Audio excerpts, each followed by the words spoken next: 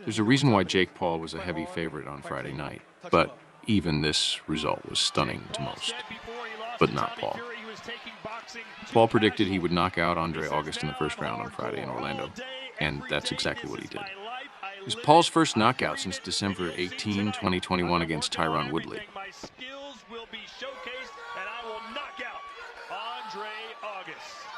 August landed a hard left, but after Paul pieced him up a bit, he landed a hard uppercut with his right hand. August slumped to the mat, and Paul waved goodbye while standing over his opponent. The fight lasted just 2 minutes and 32 seconds.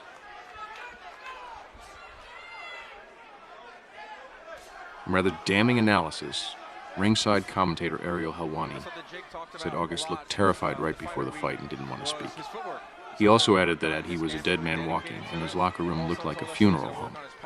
Perhaps because of the sudden bright lights August found himself under. August, admittedly, in an interview with Fox News Digital, said it was a bit of a culture shock. He's always had good footwork. He usually uses it to circle out, and now he's bouncing in and bouncing out. Paul took the ring to Brenda Lee's Rockin' Around the Christmas Tree playing. Not exactly the best way to get pumped up, but perhaps Paul wanted to stay mellow. DraftKings, the fight's main sportsbook sponsor, had Paul at 900 to win, but 2,200 to win via knockout in the first round. So, talk about a cash out. But it's hard to get one off on him because he does have good footwork.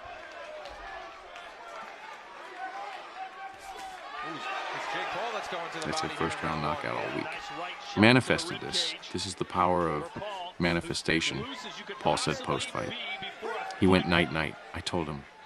He don't need a Celsius to wake up, Paul added, plugging his energy drink. Paul often pulls out the silent celebration as a way of saying he's going to continue silencing the critics. I was wondering all week, how will Andre August come out? Couldn't get a read on the guy. He lands it right there. Everyone who has something to say about me, shut the fuck up, he said. Paul moved to 8-1 in his career with 5 knockouts. After the fight, he took time to reflect on his journey from Disney Channel to the ring and offered some advice to those who may need it. Just that double jab from Paul that he's been working on. You know, in his last fight, August was able to cut the distance. Right now, I'm focused on being the best in the world and creating one of the greatest sports stories in the history of sports, he said. Being able to become world champion from Disney Channel 3 years ago? Not even knowing how to throw a jab or uppercut? None of this. And that, to me, is incredible. To inspire these young kids or anyone out there to chase their dreams. And no matter where you start, if it's late in your life, whatever it is that you want to do, you can pursue it and rise to the top.